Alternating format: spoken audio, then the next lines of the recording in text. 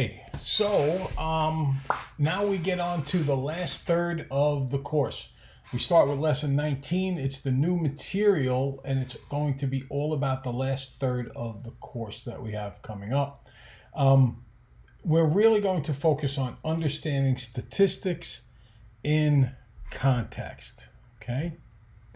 Now, normally at this particular point in time, or at this particular point in the lesson, I would be giving you some review questions, I might go over some homework questions that people asked about, or I might go over some recent quiz or test items that students asked about. And we would always introduce the lesson that way. Also, maybe rehash some of the questions in the previous lesson. But our previous lesson was a test, so we didn't have homework, we didn't have a test. And I make these ahead of time, so I don't yet know what questions may or may not have given any particular difficulties or remarkable difficulties on the test. So what I'm going to do is save that work for a video I will add later after you take the test and after I see the results.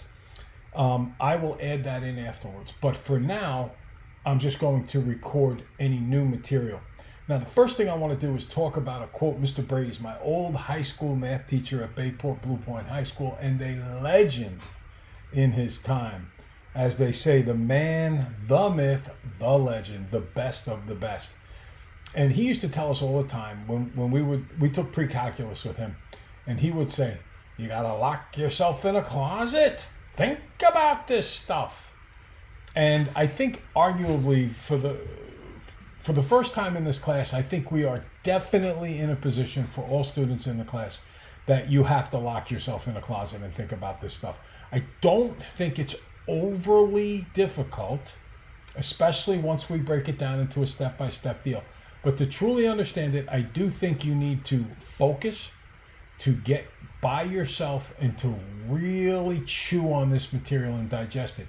To that end, the videos for today's class and the next class, they're not going to be as long as they normally are, because I have the expectation that you're going to watch them at least twice and go through them. And then when you step out of the closet that you have locked yourself in to learn all about this stuff, you can smile broadly and say, I got this. But I think you're going to have to look at it at least twice. And the thing of it is, as Rene Descartes, who made the Cartesian plane, the coordinate graph plane, once quoted, conquer yourself rather than the world. And this is really an important consideration. We talked about what companies look for in their employees, and our capacity as people to not get the most out of ourselves is pretty remarkable. And I think what Descartes is talking about there, at least when I apply it to myself, is that there are parts of me that would rather not do certain things. And sometimes to do the right thing means that I have to conquer that part of myself that doesn't necessarily want to do what needs to be done. And that's where we're at this particular point in time. We've got, I think, 7 new lessons left, including today's. They're not hard. They're just not the kind of thing that you look at once and go, oh, I got this. This is simple. So you got to chew on them. But once you chew on them, I'm really confident you're going to say, hey, look, I can do this. This isn't that hard at all. But we do need to go back to that stage where you lock yourself in a closet. So what are we talking about? What's the new material?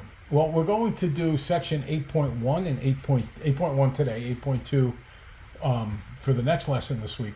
And it's about a single population mean using the normal distribution. Ultimately, let's go to the end and reverse engineer a little bit. This is what we're looking to do.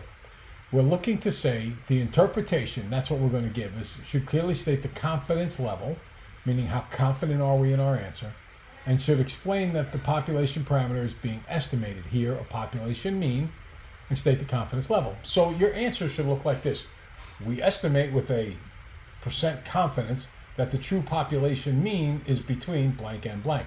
And you'll see similar statements made like during political polls and sampling of the country as to how they feel about anything from the economy to presidential performance to anything else. And they'll say, well, with a confidence level of blank, we estimate that most people feel that the approval rating is.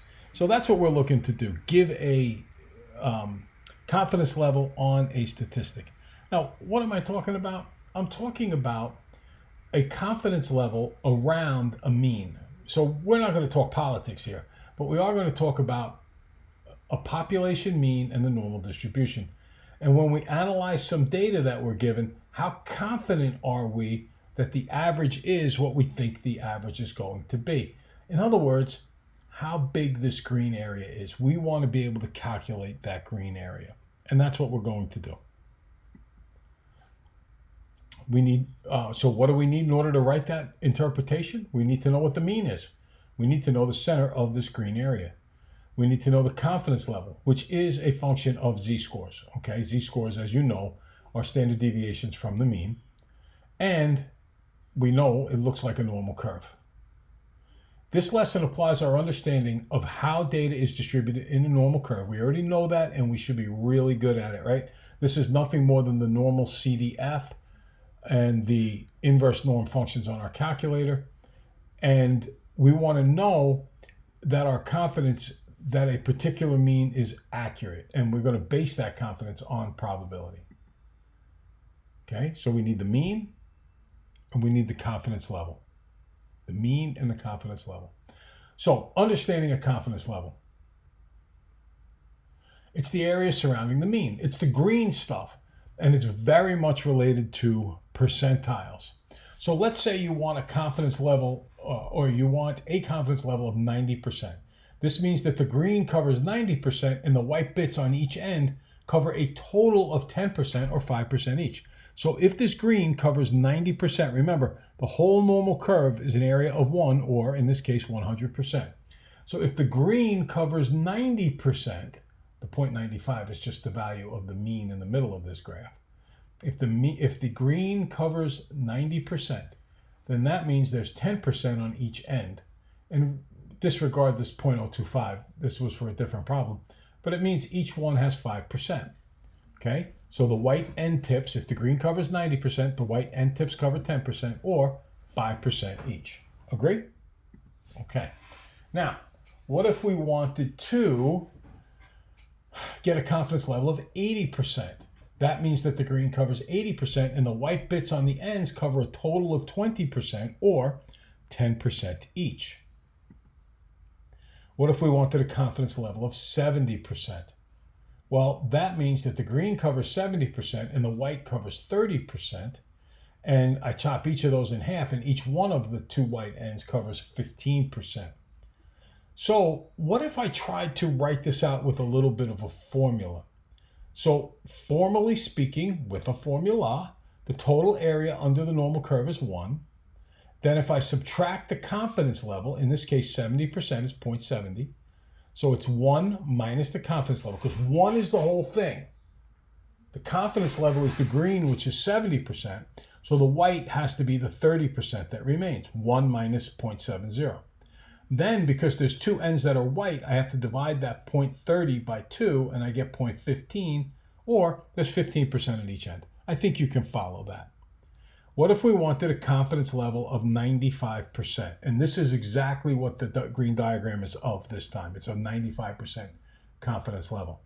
So if we want a confidence level of 95%, here, I think the little bit of formality is going to help. So 1 minus the 0.95 for the green is 0.05.